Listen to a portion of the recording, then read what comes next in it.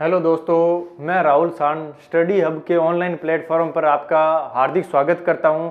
आज जो मैं आपके लिए जानकारी लेके आया हूं, जो पीएसटीसीएल के अंदर जो वैकेंसी निकली है, पंजाब सरकार ने ट्रांसमिशन डिपार्टमेंट में अपने जो Punjab state transmission corporation limited है, उसके अंदर जो आप लोगों की वैकेंसी निकाली है, उसकी कंप्लीट जानकारी मैं आपको बताऊंगा कि उसकी कितनी एग्ज़ाम फीस है, उसमें क्या सिलेबस रहता है, कितने आपके एग्ज़ाम में क्वेश्चन आएंगे, कितना आपको एग्ज़ाम में समय दिया जाएगा, क्या सिलेक्शन का प्रोसेस रहेगा।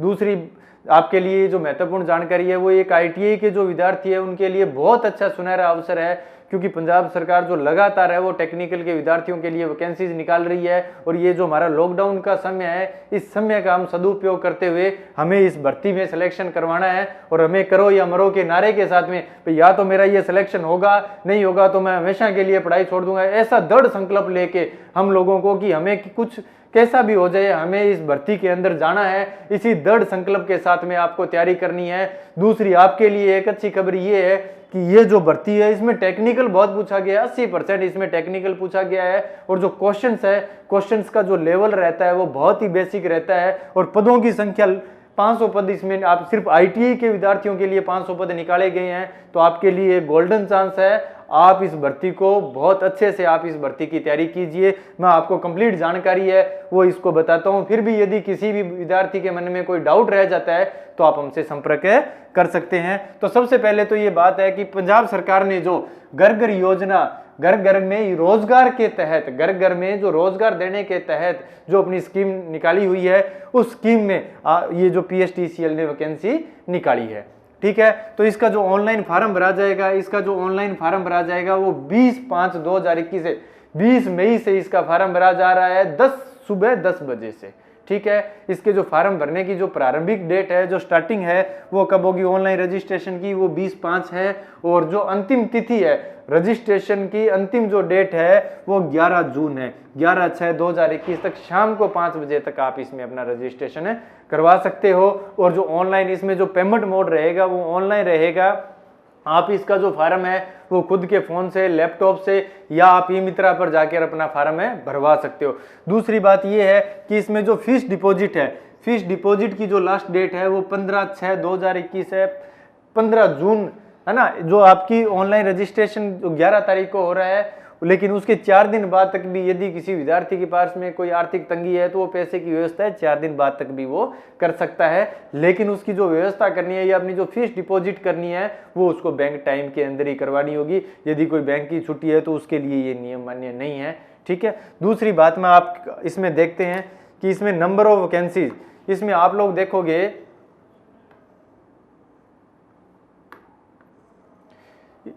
इसके अंदर जो हमारा आर्किटेक्ट है, आर्किटेक्ट के अंदर आर्किटेक्ट के लिए एक वैकेंसी निकाली हुई है। आर्किटेक्ट के लिए कितनी वैकेंसी है? एक सीट है। लेकिन कई बार क्या होता है कि जो भी बच्चे जिसने भी डिप्लोमा या बीटेक किया हुआ है आर्किटेक्ट के अंदर, उसको ये फार्म जरूर भरना है, क्योंकि सभी यही सोचते रहते हैं कि भाई एक सीट है, क्या होगा पता नहीं, होगा या सिलेक्शन नहीं होगा। लेकिन हमें पता नहीं है कि सरकार के कौन से खजाने में हमारा हिस्सा रखा हुआ है या भगवान हमें कहाँ लेके जाना चाहता है। तो यदि एक पोस्ट भी हो तो भी हमें उसके लिए फार्म भरना चाहिए। और दूसरा, इसमें जो एजुकेशन क्वालिफिकेशन है, इसमें डिग्री हो सकती है या आपका आर्किटेक्चर के अंदर क्या हो सकता है, डिप्लोमा हो सकता है। आपकी डिग्री भी हो सकती है और आप यदि 3 साल का यदि आपने डिप्लोमा किया हुआ है तो भी आपका इसमें आप लोग इसमें फार्म भर सकते हो। लेकिन इसके लिए एक शर्त है गवर्नमेंट की, वो क्या है कि आपके पास में 5 साल का फील्ड एक्सपीरियंस होना चाहिए। 5 साल का आर्किटेक्चर का, 5 साल का आर्किटेक्चर फील्ड के अंदर आपका फील्ड एक्सपीरियंस होना चाहिए। वो आपका किसी गवर्नमेंट सेक्टर में भी हो सकता है और किसी प्राइवेट सेक्टर में भी हो सकता है। उसके बाद में जो वैकेंसी निकाली हुई, सबसे बड़ी जो वैकेंसी निकाली हुई है वो असिस्टेंट लाइनमैन की निकाली हुई है, एएलएम की निकाली हुई है। 350 पोस्ट, कितनी पोस्ट निकाली हुई है? 350 पोस्ट निकाली हुई है। इसकी क्या क्वालिफिकेशन है? इसमें बच्चा हमारा आईटीआई किया हुआ होना चाहिए, आईटीआई किया होना चाहिए। और सबसे बड़ी जो सौगात है वो इसमें इलेक्ट्रिकल और वायरमैन के विद्यार्थी के लिए, कि जी उसकी जो ITI है वो इलेक्ट्रीशियन में की हुई होनी चाहिए या किस में की हुई होनी चाहिए, वायरमैन के अंदर की हुई होनी चाहिए। ठीक है, उसके साथ साथ में उस विद्यार्थी को पंजाबी का ज्ञान भी होना चाहिए। 10वीं में विद्यार्थी के पास में पंजाबी होनी चाहिए, पंजाबी है कम से कम वो 10वीं में उसके पास में क्या हो, पंजाबी में की हुई हो या उसके इक्विवेलेंट का कोई भी उसके पास में सर्टिफिकेट होना चाहिए। उसके बाद में जो वैकेंसी है वो असिस्टेंट सब स्टेशन की अटेंडेंट की है, ASSA, assistant sub station attendant. Assistant sub station जो अटेंडेंट है उसकी 150 पोस्ट निकाली हुई है। कितनी पोस्ट निकाली हुई है? 150 पोस्ट निकाली हुई है।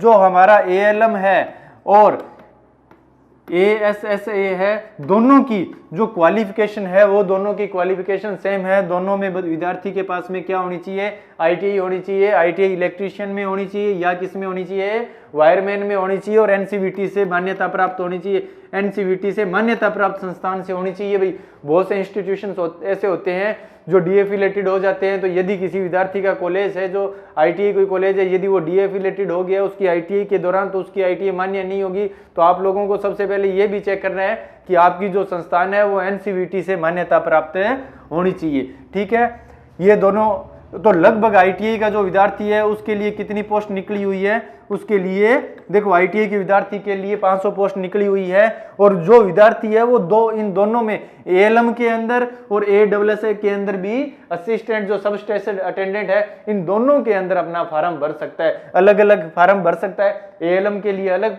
फार्म भर सकता है और ASSA के लिए भी अलग फार्म है भर सकता है। 2 पोस्टों के लिए वो फार्म भर सकता है, लेकिन उसकी ये कंडीशन है कि दोनों की फीस आपके लिए क्या लगेगी, अलग अलग लगेगी। और दोनों का जो एग्जाम पेपर होगा वो भी दोनों का क्या होगा, अलग अलग होगा। उसके बाद में इसकी हम लोग जो बात करते हैं सैलरी की, तो सैलरी बहुत अच्छी है। इसमें 7th पे कमीशन सबसे बड़ी बात है कि इसमें 7th पे कमीशन है। सेंट्रल गवर्नमेंट का, भारत सरकार का जो 7th पे कमीशन है, पंजाब सरकार के अंदर बहुत अच्छी सैलरी होती है। और यहाँ जो भारत सरकार का 7th पे कमीशन है वो आपकी भर्ती के ऊपर लागू होगा। नेक्स्ट जो हम लोग बात करते हैं वो ये बात करते हैं कि जी इसमें पंजाबी का अभी मैंने आपको बताया था कि यदि आप किसी भी पोस्ट के लिए अप्लाई करो, चाहे आप आर्किटेक्चर की पोस्ट के लिए अप्लाई करो, चाहे आप ALM की पोस्ट के लिए अप्लाई करो या चाहे आप ASSA की पोस्ट के लिए अप्लाई करो, किसी भी पोस्ट के लिए आप अप्लाई करोगे उसके लिए आपको पंजाबी का ज्ञान होना चाहिए। तो उसके लिए आपके पास में 10वीं में पंजाबी होनी चाहिए या उसके बराबर का कोई भी इक्विवेलेंट आपके पास में सर्टिफिकेट होना चाहिए। उसके बाद में बात आती है एज लिमिट की। जो एज लिमिट है वो यदि आप आर्किटेक्चर के लिए एलिजिबल हो, तो आर्किटेक्चर के लिए जो एलिजिबल है वो 20 से 37 साल है। उसकी जो एज है वो 20 साल मिनिमम, जो उसकी जो एज है वो कितनी होनी चाहिए, वो 20 साल होनी चाहिए। और जो मैक्सिमम एज है वो कितनी होनी चाहिए, 37 साल होनी चाहिए। और जो मिनिमम एज है वो कितनी होनी चाहिए, 20 साल होनी चाहिए। लेकिन जो हमारे ITI वाले भाई है उनके लिए एक और भी इसमें खुशखबरी है कि उनके लिए जो एज है वो 18 साल है। वो 18 साल का यदि कोई बच्चा ITI किया हुआ है, जिसने ITI कर लिया और उसकी उम्र 18 साल हो गई है, तो वो ALM का और ASSA का दोनों का फार्म भर सकता है। उसकी जो मिनिमम एज है वो 18 साल है और जो मैक्सिमम एज है वो कितनी है, 37 साल है। ठीक है, उसके बाद में हम लोग जो बात करते हैं वो ये है कि इसमें किसी भी पोस्ट, इसमें जो रिजर्वेशन है, एज में जो छूट दी हुई है या कोई भी रिजर्वेशन है, तो वो सिर्फ और सिर्फ किसके लिए है, वो पंजाब के जो कैंडिडेट्स हैं, जो मूल रूप से पंजाब के ही जो निवासी है उन्हीं को छूट दिया हुआ है। यदि कोई बच्चा अदर स्टेट में, SC में, ST में, OBC में है, OBC BPL में है या अदर किसी कम्युनिटी से है, तो पंजाब सरकार के अंदर जनरल में काउंट होगा, UR के अंदर काउंट होगा। लेकिन यदि पंजाब सरकार का यदि कोई कैंडिडेट है, मूल निवासी है, पंजाब का रहने वाला है, तो उसमें जो पंजाब सरकार के नियम है उसी हिसाब से उनमें छूट मिलेगी। जैसे कि SC का कोई कैंडिडेट है तो उसको एज में 5 साल की छूट मिलेगी। ठीक है, अदर कैटेगरी का OBC का है तो उसको 3 साल में छूट मिलेगी। यदि कोई एक्स सर्विसमैन है तो उसको 10 साल की छूट मिलेगी। यदि कोई महिला है, वो विधवा है या तलाकशुदा है, तो वो 40 साल तक अपना फार्म है भर सकती है। मतलब उसको एज में कितने साल की छूट मिलेगी, 3 साल की छूट मिलेगी। लेकिन जो हमारी वैकेंसीज है, वैकेंसीज के अंदर भी जो छूट है या जो रिजर्वेशन है वो पंजाब सरकार के विद्यार्थियों के लिए ही है। तो ये जो अदर स्टेट के विद्यार्थी हैं उनके लिए छोटा सा झटका है, लेकिन हमें उस बात से बिल्कुल भी फर्क नहीं होना है, क्योंकि सबसे बड़ी बात है कि हमारे लिए जो नंबर ऑफ वैकेंसीज है वो बहुत ज्यादा है। 500 वैकेंसीज आप लोगों के लिए सरकार ने निकाली है। ठीक है, उसके बाद में यदि हम लोग बात करते हैं, उसके बाद में यदि हम लोग बात करते हैं तो बात करते हैं जो सबसे इंपॉर्टेंट हमारे लिए कि जी सिलेक्शन प्रोसेस में यदि आप आर्किटेक्चर के लिए अप्लाई करते हैं तो आपका जो सब्जेक्ट है, सब्जेक्ट से 60 नंबर का सब्जेक्ट, आर्किटेक्चर का जो सब्जेक्ट है उसके से सब्जेक्ट से आपके 60% जो पेपर है वो आपके सब्जेक्ट से आएगा और 40% है वो आपका जीएस में होगा, जिसमें जनरल अवेयरनेस होगा, रीजनिंग होगी, मैथमेटिक्स होगा, इंग्लिश होगा और लैंग्वेज होगा। ठीक है, और आपका जो टोटल पेपर रहेगा वो कितना रहेगा, 100 नंबर का रहेगा। और आपका जो मीडियम रहेगा, आर्किटेक्चर का जो विद्यार्थी है, कैंडिडेट है, उसका जो मीडियम रहेगा वो क्या रहेगा, वो इंग्लिश रहेगा। आर्किटेक्चर का जो कैंडिडेट है उसका जो मीडियम रहेगा वो क्या रहेगा, मीडियम उसका इंग्लिश रहेगा।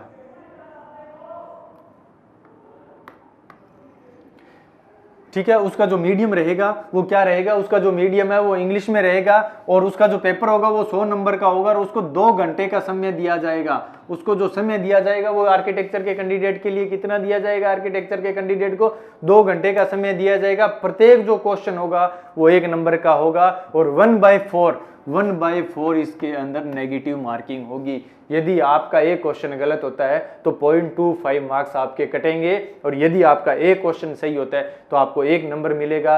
तो आपको जो एग्जाम पेपर है वो बहुत ही तसल्ली से आप लोगों को करना है। हमारी जो एक्यूरेसी है, न्यूमेरिकल एप्टीट्यूड है या न्यूमेरिकल जो हमारे सब्जेक्ट के न्यूमेरिकल हैं उन पे हमारी पकड़ होना बहुत ज़्यादा ज़रूरी है। उसके बाद में यदि हम लोग बात करते हैं, वो बात करते हैं एएलएम के लिए, जो हमारे आईटीआई के भाई हैं, आईटीआई के विद्यार्थी हैं, तो एएलएम में जो आपका पेपर रहेगा उसमें 80%, ये आपके लिए बहुत बड़ी खुशखबरी है कि आपका जो सब्जेक्ट है, जो आपने आईटीआई का सब्जेक्ट पढ़ा हुआ है, उसी सब्जेक्ट से ही आपका 80% का पेपर आएगा, उसी सब्जेक्ट से ही अकेला 80% का पेपर आएगा और सिर्फ 20% आपके लिए नॉन टेक्निकल पूछा गया है। और नॉन टेक्निकल में ही जो सबसे बड़ी बात है वो जीएस पूछा गया है और पंजाब सरकार का जीके पूछा गया है। आपको ना कोई मैथमेटिक्स पढ़नी है, ना रीजनिंग पढ़नी है, ना कोई कंप्यूटर पढ़ना है, ना इंग्लिश पढ़नी है, कोई भी कुछ नहीं पढ़ना है। आपको तो सिर्फ जनरल अवेयरनेस, जनरल नॉलेज की बातें होनी चाहिए, जनरल नॉलेज आपका अच्छा होना चाहिए और पंजाब का जो जीके है वो आपका अच्छा होना चाहिए। आप लोग अपना पेपर निकाल लोगे।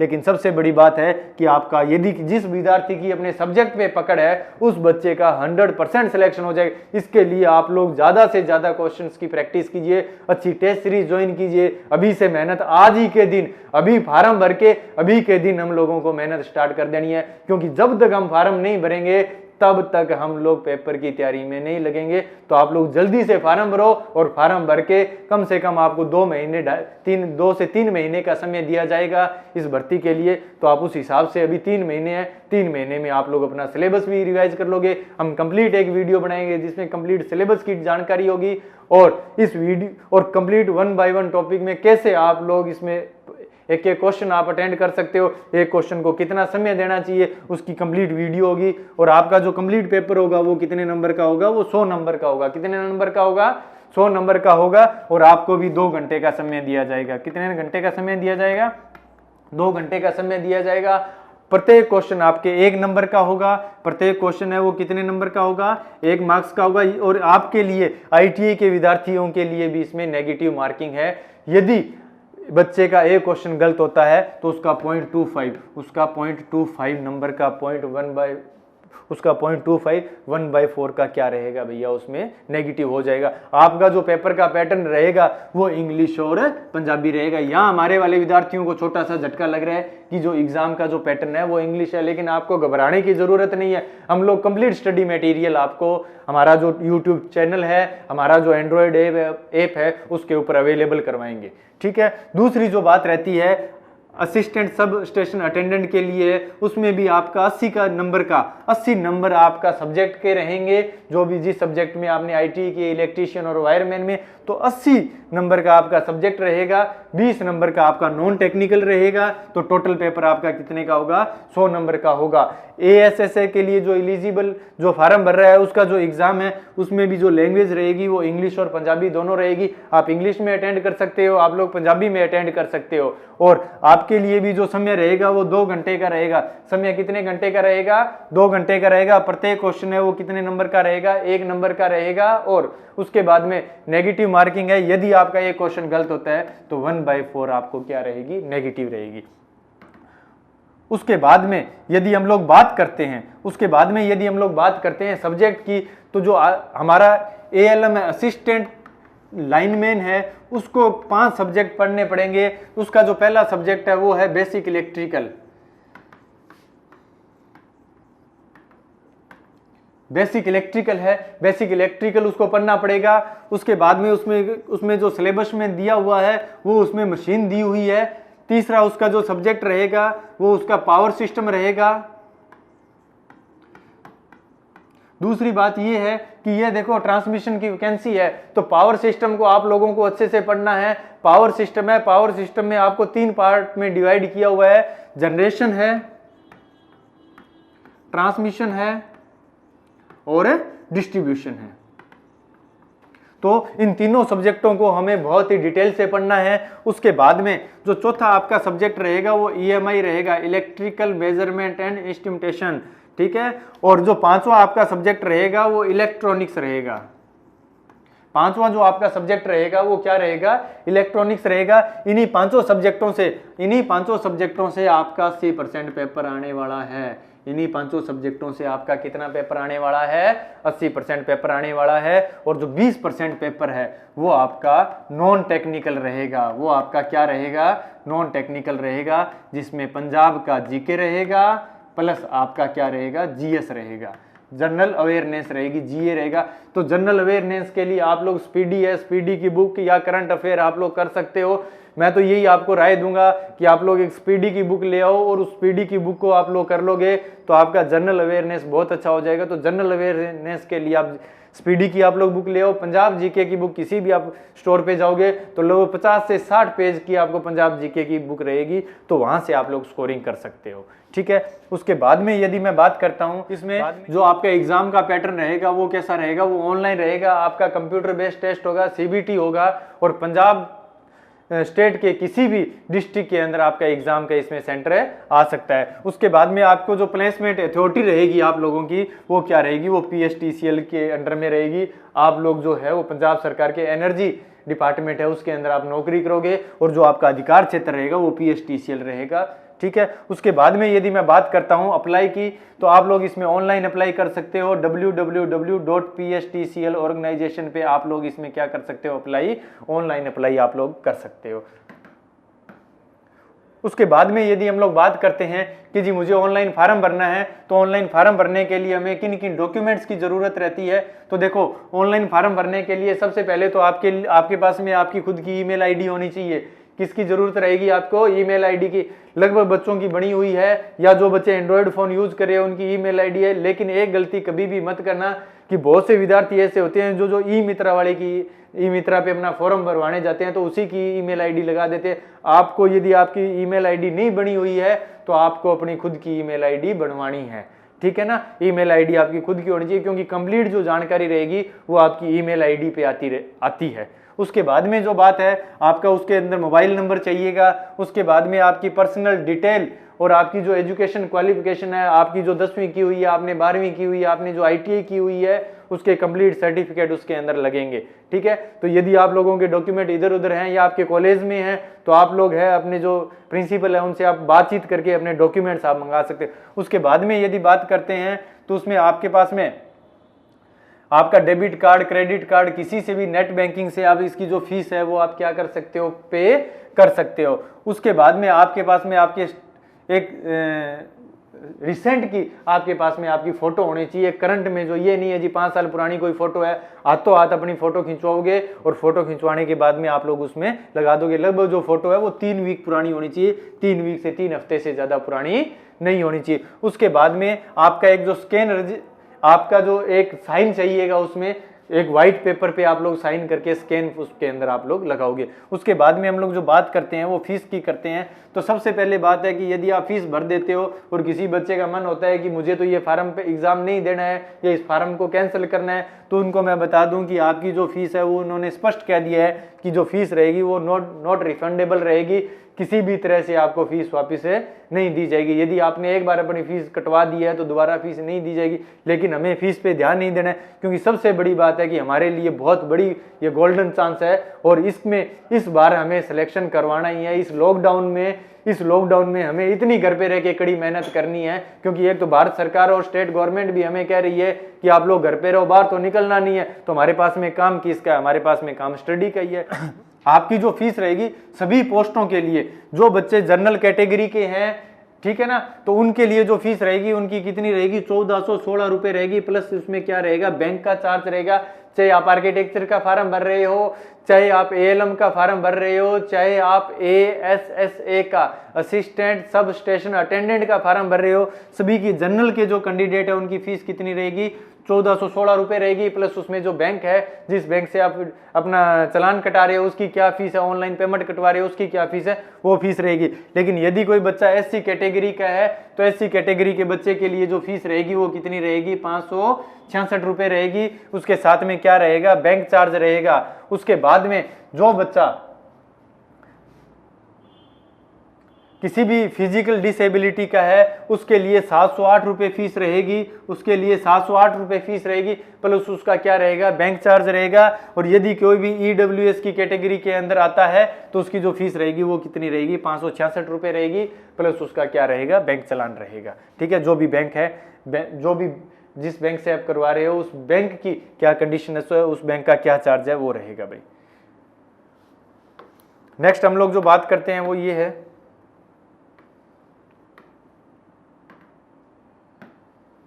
उसके बाद में आपका जो एग्जाम है वो डिफरेंट शिफ्ट्स के अंदर होगा। आपका जो एग्जाम है वो डिफरेंट शिफ्ट में होगा। तो इसमें आपका जो पेपर होगा उस पेपर का नॉर्मलाइजेशन होगा, क्योंकि बहुत से कोई पेपर होता है एक शिफ्ट में पेपर इजी आ जाता है, एक शिफ्ट में पेपर मुश्किल आता है। तो विद्यार्थियों के साथ में किसी भी प्रकार का धोखा ना हो, तो पंजाब सरकार ने नॉर्मलाइजेशन का भी बोला हुआ है कि आपका जो पेपर होगा उसका नॉर्मलाइजेशन हम लोग करवाएंगे। तो आप लोग अभी से इसके लिए तैयारी लग जाओ भाई।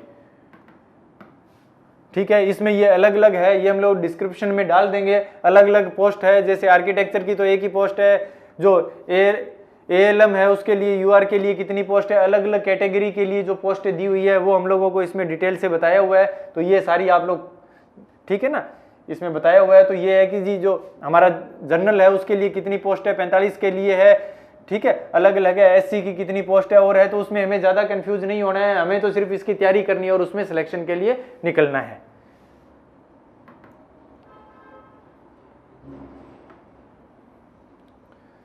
धन्यवाद साथियों, मुझे उम्मीद है कि आपको ये पूरी जानकारी समझ में आई होगी। लेकिन यदि किसी भी तरह की कोई जानकारी या यदि आपको समझ में नहीं आती है तो डिस्क्रिप्शन में हमारी हमारा नंबर दिया हुआ है, आप उससे संपर्क कर सकते हो। और किसी भी तरह की आपको टेंशन लेने की ज़रूरत नहीं है। हम कंप्लीट जो लेक्चर्स है वो इंग्लिश के अंदर, ठीक है, इंग्लिश और हिंदी मीडियम के जो राजस्थान के जो विद्यार्थी हैं उनके लिए तो जो टेक्निकल हेल्पर की भर्ती उनके लिए तो हिंदी में हमारे लेक्चर्स ही हैं, स्टडी मटेरियल अवेलेबल है। और जो इंग्लिश मीडियम का विद्यार्थी है उसके लिए भी, जो इस भर्ती के लिए उसके लिए भी हम लोग मटेरियल है हमारा यूट्यूब पे अवेलेबल है। तो आप हमारे चैनल को सब्सक्राइब कर सकते हो और हमारा जो एंड्रॉयड ऐप है उसको भी आप डाउनलोड कर सकते हो। हमारा जो एंड्रॉयड ऐप है उस पर कंप्लीट मटेरियल है और अभी विद इन 1 वीक के अंदर एएलएम और एएसएस का बैच भी प्रारंभ होने वाला है।